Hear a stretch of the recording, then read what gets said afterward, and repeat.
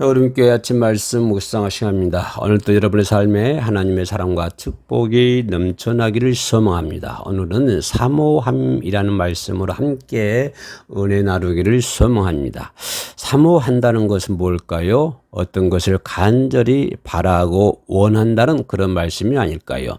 진리를 아는 성도들은 대부분 가장 아름다운 천국인 새 예루살렘을 사모한다고 할 것입니다. 그런데 영을 사모하며 새 예루살렘을 사모한다고 해서 그것이 진실한 사모함이라고 할 수는 없지 않을까요? 참된 사모함은 마음 중심의 고백과 더불어 이에 따른 행함이 증거로 반드시 나타나야 되는 것입니다. 그러면 새 예루살렘을 사모함이 온전해지려면 어떻게 해야 할까요? 첫째로 변개함이 없어야 합니다. 변개함이란 마음에 어떤 것을 정했다가도 자기 유익에 맞지 않으면 정한 것을 바꾸어 버린 것을 얘기하는 것이죠.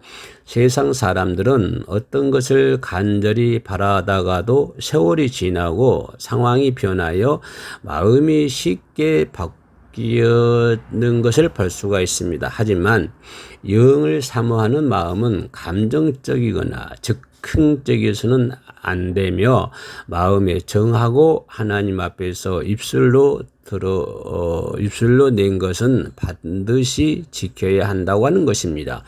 영을 사모하는 마음이 변함이 없고 날이 갈수록 사모함이 승해질 때 자신을 변화시킬 수 있는 능력이 되기 때문입니다. 둘째로 사모함이 온전하게 되려면 하나님의 말씀과 천국 소망을 마음 깊이 새겨야 하는 것입니다.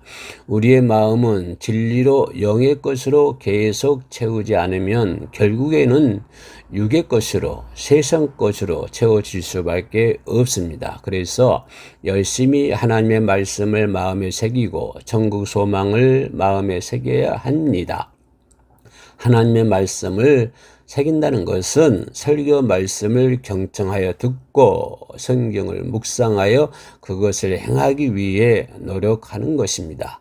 또한 천국 소망을 마음에 새기려면 지금 하는 모든 것들을 천국에서 어떻게 받게 될 것인지 늘 사모하며 소망해야 됩니다.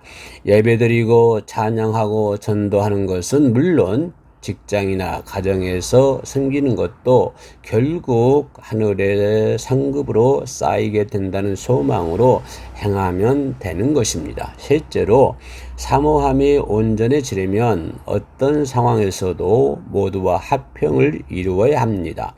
어떤 일을 할 때 비록 드러나게 싸우지 않는다 해도 화평이 깨어진다면 나름대로 자기의 의와 틀이 있기 때문입니다. 아무리 자기 의견이 옳고 더 낫다 해도 다른 사람의 의견이 비진리가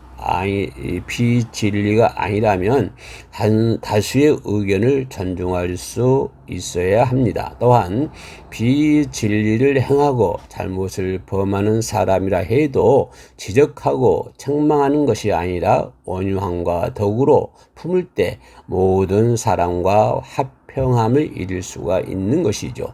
주님 오실 때까지 참된 사모함으로 변함없이 믿음의 길을 잘 달려가심으로 가장 아름다운 천국 새 예루살렘에 들어갈 수 있기를 주님의 이름으로 축원합니다.